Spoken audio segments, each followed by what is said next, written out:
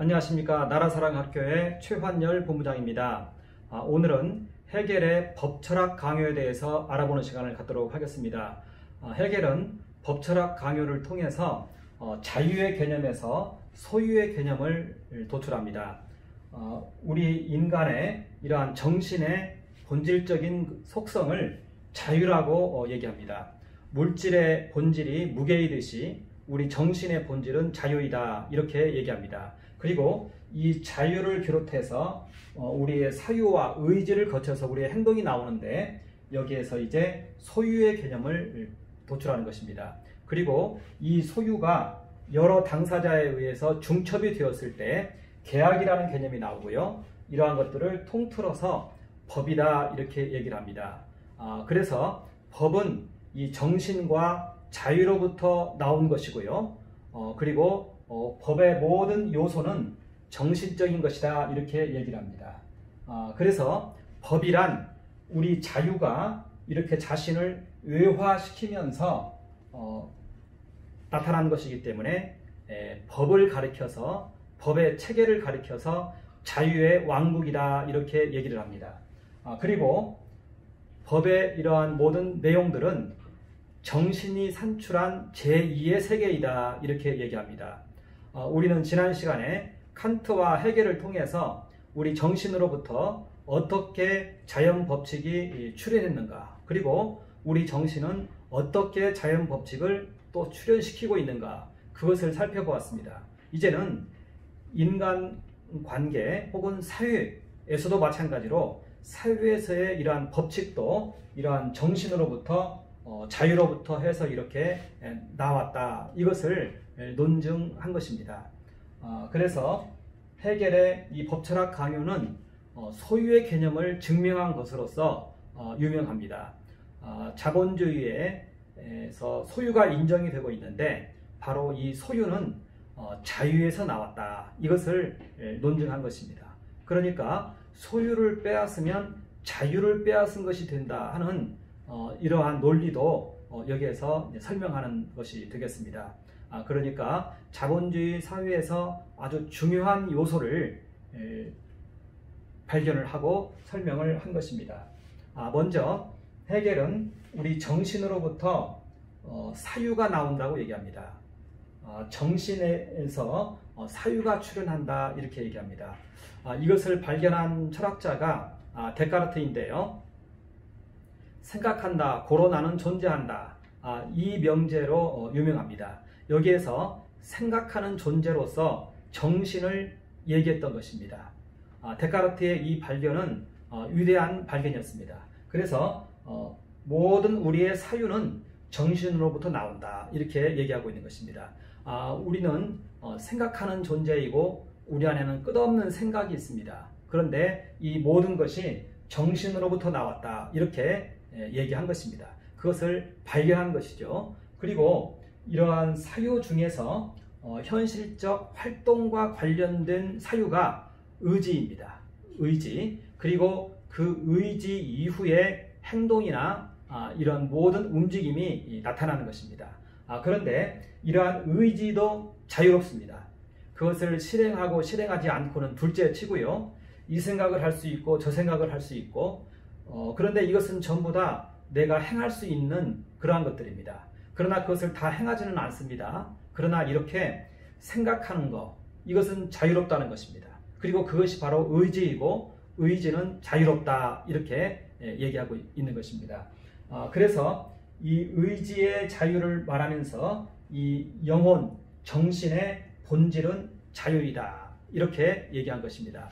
이것은 칸트에게서도 고스란히 이걸 발견할 수 있었고, 헤겔은 그것을 고스란히 가져왔던 것입니다. 그러니까 우리 정신 안에 있는 이 자유는 어떠한 것에도 제약을 받지 않습니다.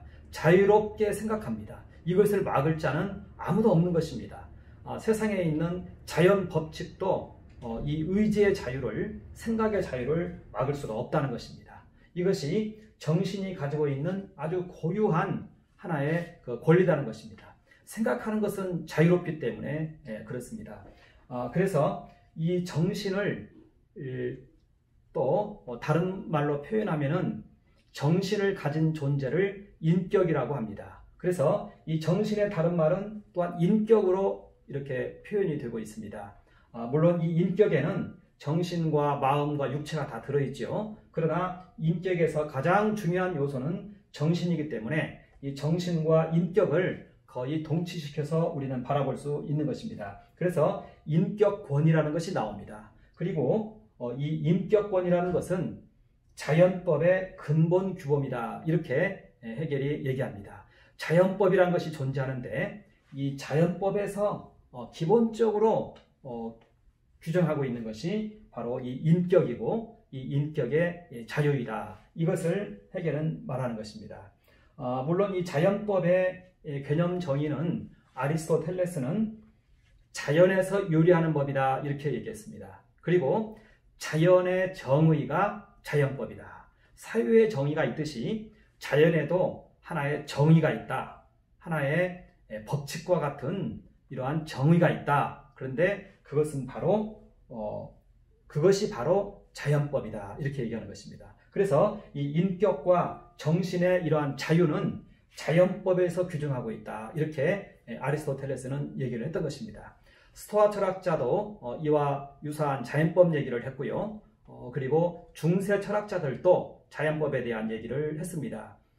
그런데 헤겔이 이제 자연법의 근본 규범을 얘기를 했고 우리는 이제 참조로 해서 그 당시에 자연법이 어떻게 강조되고 있었는지 우리는 잠깐 좀 살펴볼 필요성이 있는데요.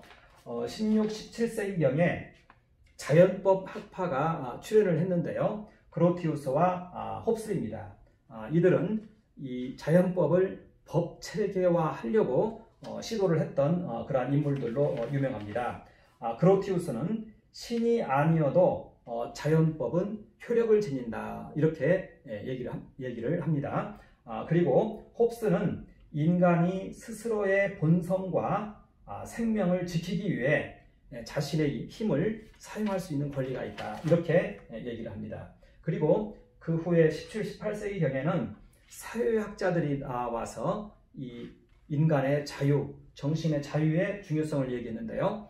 존 로크가 얘기했고 몽테스키유가 얘기했고 루소가 그러한 얘기들을 했습니다. 존 로크는 자유롭고 평등한 인간에 대해서 이야기를 했습니다. 그리고 몽테스키유는 자연법이 사회나 종교나 국가보다 우선하다 이런 얘기를 했습니다. 그리고 루소는 자기 보존과 동정심 이것은 이성의 법칙에 우선해서 존재한다. 이렇게 이제 이야기를 했습니다. 그러니까 근세 들어서 이러한 인간 정신의 인간 영혼의 그러한 자유에 대해서 그 자유의 그 고유한 권리에 대해서 이런 얘기들을 많이 했다는 것입니다. 그런데 항상 보면은 순수 철학자들이 이걸 논증할 필요성이 있습니다. 이러한 사회학자나 자연과학자나 이러한 주장들은 이제 감각적인 그런 면들이 많이 있죠. 그런데 이제 순수 철학자로서는 칸트가 이것을 증명했습니다. 그것은 바로 실천이성 비판에 나타나 있는 그 자유의 개념이었습니다. 그게 1788년도에 실천이성 비판을 통해서 그것을 말했습니다. 미국의 독립선언문에 이러한 자유의 내용이 이제 포함이 됐는데요. 미국 독립선언문은 1776년도입니다. 이때 평등권과 양도할 수 없는 권리를 이야기했습니다. 그리고 그 앞에 자연법을 언급했습니다. 미국 독립선언문에 이제 그렇게 나타나 있고요. 또 프랑스 인권선언에서는 자유권, 소유권, 생존권, 저항권을 얘기하면서 절대적인 자연권이다 이렇게 이야기를 했습니다. 그러니까 이제 인격의 이러한 그 중요성과 정신의 중요성 그리고 정신의 본질로서의 이 자유 그리고 이 자유권, 인격권 이러한 것이 이제는 모든 법의 이제 근본으로 이제 나타나기 시작한 것이죠. 이와 같이 인간의 자유가 이제는 모든 법의 하나의 이제 기본이 된 것입니다. 그리고 이때 이제 헤겔은 이 자유를 통해서 이제는 소유를 증명하고자 하는 것입니다.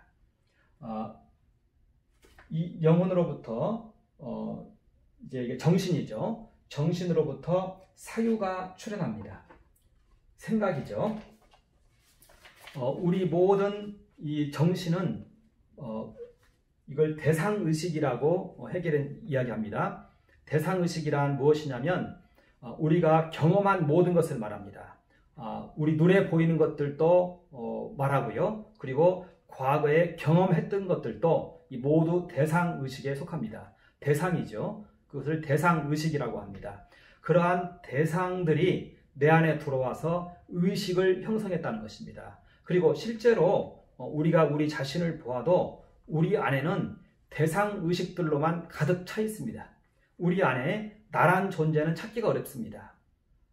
온통 대상의식들로 가득 차 있고 이것이 사유이고 생각이고 어떤 면에서 보면 이것이 나를 사실은 결정하고 있습니다. 이것을 대상의식이라고 해겔은 이야기하고 있는 것입니다. 이때 우리는 한 가지 주의할 게 있습니다. 대상의식이 내 안에 들어와서 내 모든 것을 결정하고 이 대상이 나를 결정한다 생각하는 것은 옳지 않습니다.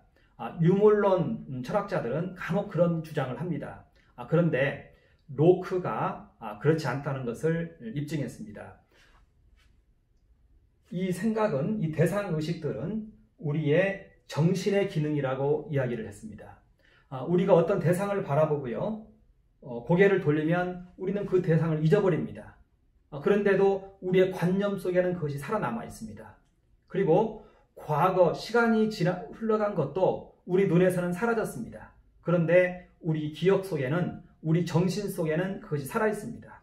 그리고 그것이 우리 안에 출현을 해서 우리는 바로 그 관념을 놓고 사유를 하는 것입니다. 그리고 그 관념 자체, 그것이 바로 즉자존재인 것입니다.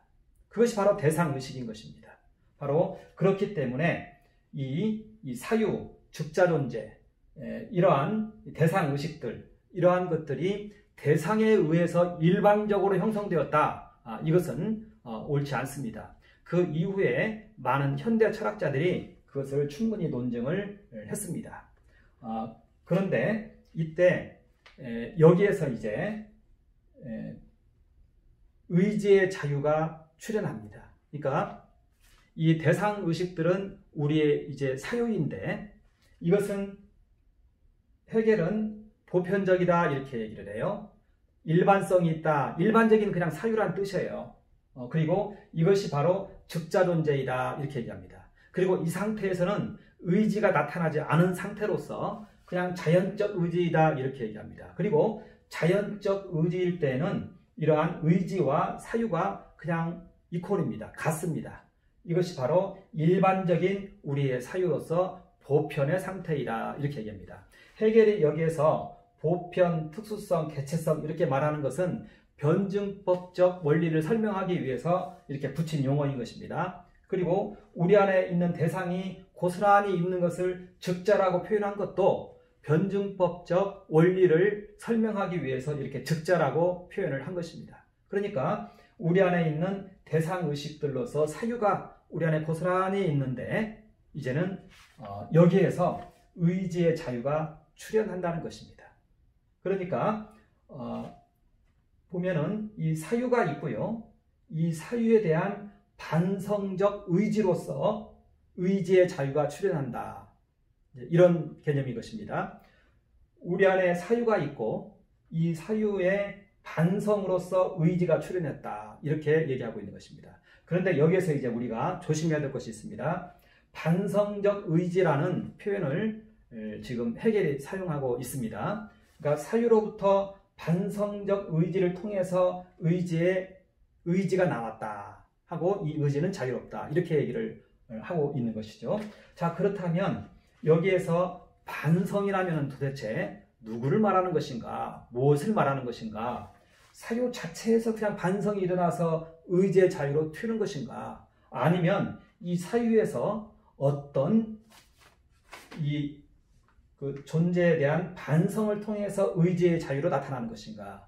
여기에 대해서 우리는 구분할 필요성이 있습니다. 그런데 이 사유 아래에는 항상 이 영혼이라는 것이 존재합니다.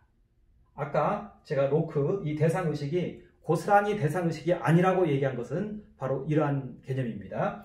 여기에 있는 영혼 혹은 이 자라는 표현을 쓰고 있는데요. 자로부터 이런 사유를 붙들고 있는 것이고요. 또 여기에서 의지가 나타나는 것입니다. 그렇기 때문에 이 반성의 주체는 사실은 자아가 맞습니다. 자아가. 그런데 해겔의 경우에는 이 사유하고 자아가 그냥 혼재되어 있습니다. 그렇게 본인도 얘기를 합니다. 여기에 의지의 자유에 있어서도 이 의지와 자아는 그냥 혼재되어 있다. 이렇게 얘기합니다. 또 구체적 자유에 있어서도 이 자아와 구체적 자유의 이 의식은 혼재되어 있다. 이렇게 이것은 이제 해겔의 개념입니다. 그런데 여기에는 분명히 이 반성적 의지에 있어서는 그 주체가 자라야 한다. 이것을 말씀을 드리는 것입니다. 이것은 지난 시간에 정신현상학을 우리 얘기할 때에도 이런 형태로 접근을 하는 것으로 그 후에 다 판명이 났다. 이렇게 얘기를 하고 있습니다. 해겔도 굳이 이것을 반대하는 것은 아닌데 해겔은 헤라클레이토스의 영향을 많이 받았습니다. 헤라클레이토스는 이성이 그 자체가 의식 그 자체가 스스로 변증법을 처럼 이렇게 발전하는 것으로 그렇게 기술하는 경향이 있습니다. 그런데 그 부분은 항상 문제를 야기시켰다라고 제가 지난 시간에 한번 얘기를 했습니다. 이렇게 해서 사유로부터 의지의 자유가 이렇게 이제 출현을 한 것입니다. 그러니까 이 현상에 대해서 해겔은 반성적 의지에 의해서 이 의지의 자유가 출현을 했고 이것은 사유의 특수성을 말하고 이러한 현상을 가리켜서 부정이라고 얘기를 하는 것입니다. 그러니까 정립, 반정립, 종합 이렇게 있는데 누군가에 의해서 부정이 되었다는 것입니다. 이때 이 부정의 주체를 이 사유 자체로 보느냐 아니면 사유와 섞여 있는 이 자아로 보느냐 아니면 자아로 보느냐 이런 얘기인 것이죠. 그런데 이 부정의 주체 혹은 반성의 주체는 분명히 자아이다 이것을 얘기하고 있는 것입니다. 그런데 해겔은 이 자아이다 이런 표현을 구체적으로 많이 사용하지 않아요. 그렇기 때문에 사람들은 항상 혼돈을 일으켜요. 이 사유에서 자동적으로 의지의 자유가 출현하는 것처럼 보여집니다. 여기서 이제 유물론이 나오는 것이에요. 그래서 이 부분은 우리는 잘 좀 이해를 하고 있어야 되는 것입니다. 그리고 그런데 여기서 또 하나 더 이해할 것은 여기에서의 부정은 고양이라는 것입니다. 지난 시간에도 얘기했다시피 아니요 이런 없음 형태의 이러한 부정이 아니라 한 단계 진전하기 위해서 그 이전 것을 잊어버리는 것과 같은 이전 것들이 뒤로 물러나는 것과 같은 그런 형태의 부정이지 아니오의 그런 부정이 아닌 것입니다. 발전적 형태의 부정인 것입니다. 발전적 형태의 부정이기 때문에 이것을 가리켜서 고양이라고 표현한다는 것입니다. 그래서 해겔의 부정은 독일어에 그 부정의 용어가 두 가지가 있습니다. 하나는 완전한 부정, 아니오를 말하는, 노를 말하는 부정이 있고요. 또 하나는 고양을 의미하는 부정이 있는데 그 후자의 그 부정이라는 단어를 쓰고 있습니다. 그러니까 여기에서 한 단계 더 업해서 나아가는 그러한 형태의 부정이라는 것입니다. 그래서 해겔의 부정을 정확하게 이해를 해야 돼요. 완전히 없어지는 형태의 부정이 아니에요. 사르트르는 유물론을 주장하고 무실론을 주장하기 위해서 없어지는 형태의 그 무를 얘기해요. 그것은 전혀 해겔에게는 그런 얘기가 없습니다. 그래서 그런 부분은 정확하게 얘기를 해야 되겠고요. 그런데 사르트르와 같은 그런 이단이 나타나는 이유는 사유 자체에서 마치 의지가 나온 것처럼 해겔이 이 사유 자체를 강조하다 보니까 그렇게 보일 수 있다는 것입니다. 그런데 대논리학에서도 보면은 거기에서 있는 무는 존재로부터 출현되어서 존재에 의해서 붙잡혀 있는 무입니다. 그렇기 때문에 그 무는 유를 산출하는 무인 것입니다. 그래서 거기에서 개념이 나오는 것입니다. 그런데 앞에 있는 존재를 없애버리면 그것은 무에서 나오는 것이죠. 여기 의식에 있어서도 사유에 있어서도 이 이면에 있는 자아를 없애버리면 그냥 이 의식에 의해서 의지가 나온 것처럼 됩니다. 그리고 이 의식도 외부적인 이러한 대상이나 경험이 고스란히 그것이 주체가 되어서 내 사유를 형성한 것처럼 되는 그러한 것이 되는 것입니다. 그것은 유물론이죠. 그런데 로크가 그것은 아니라고 얘기했습니다. 우리가 사진기처럼 외부의 대상을 우리 안에 그냥 주입받는 것이 아니에요. 그냥 멍하니 있는데 우리 안에 대상의 모든 것들이 내 이미지에 기록되는 것이 아니에요. 우리 안에 있는 정신이 그것을 받아들이고 이것을 다시 불러 일으켜서 관념으로 우리 앞에 일으킨다, 떠올린다, 이렇게 로크는 말하고 있는 것입니다. 특히 기억 같은 경우 보면은 대상은 사라지고 없어요. 그런데 우리는 그걸 기억하고 관념으로 떠올린다, 이 뜻인 것입니다.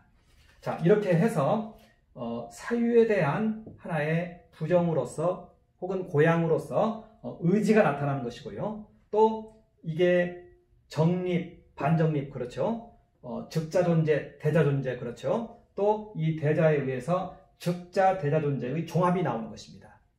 우리가 여러 가지 행동할 수 있는 의지의 자유에 따라서 여러 가지 행동 대안들이 나타나요. 그 중에서 우리는 하나를 선택하기도 하고 혹은 행동을 할 것을 안 하기도 하고 하는 이러한 종합이 이렇게 이루어진다는 것입니다. 이것을 가리켜서 이제는 개체성이 나타났다, 이렇게 얘기를 하는 것이고요. 구체적인 행동으로 나타나는 것이죠. 이것을 가리켜서 즉자, 대자라고 얘기하고 통일된 의지라고 얘기하고 종합이라고 이렇게 얘기하고 있는 것입니다. 이렇게 해서 우리의 이 자유가 어떻게 행동으로 나타나고 있는지, 그것을 의지의 세 계기를 설명을 하고 있는 것입니다. 그러니까 정립, 반정립, 종합, 이런 형태로 변증법적으로 우리의 이러한 사유를 설명을 하고 있는 것이죠. 그러니까 우리의 이 사유가 변증법적으로 사유를 하고 있다는 것을, 이 정신의 현상을 헤겔이 이렇게 지적을 한 것입니다. 이 발견은 사실은 위대한 발견이었던 것입니다. 우리 모든 인간은 사유를 할 때 이런 형태로 사유를 합니다. 그리고 이것을 가리켜서 언어도 이런 형태로 하는데요. 이항 대립의 원리라고도 얘기를 해요. 부정을 의미하는 것이 바로 이항 대립이거든요. 그래서 이항 대립의 원리도 여기에 준하고 있다, 이렇게 우리는 이해할 필요성이 있습니다. 자, 그러면 이제 헤겔은 어떻게 이 자유에서 이제 이 소유를 증명하는가, 그 내용을 한번 잠깐 살펴볼 필요성이 있습니다. 우리 이 영혼에서 일어난 이런 사유들, 이것을 우리 지금까지 살펴봤는데요. 여기에서 우리 영혼이, 정신이 사실은 대자적 존재입니다. 이 각각의 사건에 대해서. 그리고 사물 혹은 경험, 이런 것들은 대상의식으로서 즉자적 존재입니다. 그리고 헤겔은 이 대자 존재와 즉자 존재를 이제는 비교하는 것입니다. 대자 존재는 우리 정신인 것이고요. 그리고 즉자 존재는 사물인데요. 사물이 우리 정신 안에 고스란히 들어와 있습니다. 그래서 우리 안에 들어와 있는 즉자 존재나 외부에 있는 즉자 존재나 사실은 같습니다. 인식 그 강도 면에서는 차이가 있을 수 있겠지만 사실은 같습니다.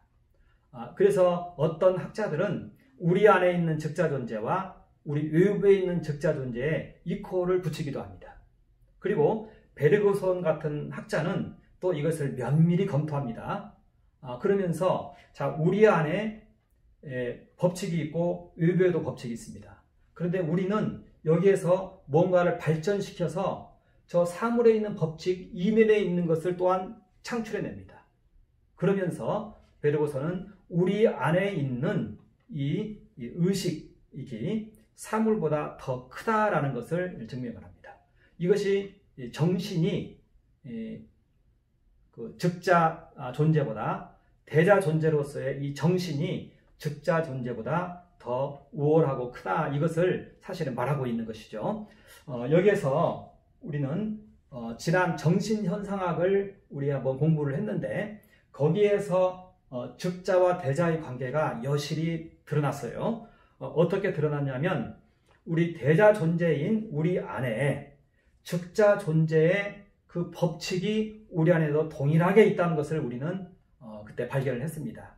그러니까 즉자 존재 안에 있는 그 법칙, 그것이 본질인데요. 즉자 존재 안에 있는 그 법칙과 본질이 우리 대자 존재 안에 있는 법칙과 존재하고 법칙과 그 본질하고 같다는 것을 헤겔은 증명을 한 것이죠. 그것을 가리켜서 자기 의식이라고 했습니다. 그러니까 내 안에 있는 이 의식과 사물 안에 있는 대상 안에 있는 그 법칙이 같다는 것을 확신하는 것을 자기의식이라고 했어요. 그리고 우리 안에 있는 이 자기의식은 또 사물에 있는 그 법칙을 이해하고 나서 이제는 그 법칙을 가지고 설명을 해냅니다. 그러니까 더 일반적인 그 법칙을 우리는 출현을 시킨다는 것이죠. 이것이 대자 존재와 즉자 존재의 관계인 것입니다. 그러니까 우리 대자 존재는 이 즉자 존재를 우리 안에 품고 같은 존재, 같은 상황이 되는 거죠. 왜냐하면 그 본질과 법칙이 즉자 존재 안에 있는 것도 내 안에 있는 것도 같기 때문에요. 그렇게 하고 이걸 발전을 시킨다는 것입니다. 자, 그렇다면은 즉자 존재는요, 대자 존재 안에 들어와 있을 때, 대자 존재에게 소유를 당하여 있을 때, 즉자 존재는 영혼을 얻은 것입니다. 생명을 얻은 것입니다. 창조에 참여한 것입니다. 자기를 더욱 외화시켜 나갈 수 있도록 창조에 참여한 것입니다. 생명을 얻은 것입니다. 헤겔이 그렇게 얘기하는 것입니다. 그러니까 즉자 존재는 대자 존재에게 소유당하는 것을 원하고 있다는 것입니다. 그래야만이 생명을 얻기 때문에 그렇습니다. 철이라는 요소가 있다고 합시다. 이 철이 대자 존재인 우리에게 발견이 되어야 이것이 바늘이 되기도 하고 자동차가 되기도 하고 그렇게 얘기를 합니다. 사르트르가 그렇게 얘기를 했습니다. 바로 이게 대자 존재와 즉자 존재의 관계라는 것입니다. 그러니까 즉자 존재는 대자 존재에게 소유당하는 것이 그 원래 본래의 목적이라는 것입니다. 만약에 이 즉자 존재의 그러한 대상이 이 대자 존재로부터 소유당하는 것을 배척을 당하면요, 배척을 당한다, 소유를 제한한다 이 뜻입니다. 그럴 경우에는 우리는 거기에 대해서 의지를 품지 않습니다. 그러면 더 이상 거기에서는 창조적인 어떤 것은 발생하지 않습니다. 그래서 헤겔은 이것을 가리켜서 소유가 제한을 당할 때, 의지가 제한을 당할 때, 자유가 제한을 당할 때, 그때는 즉자 존재는 생명을 잃는다고 얘기합니다.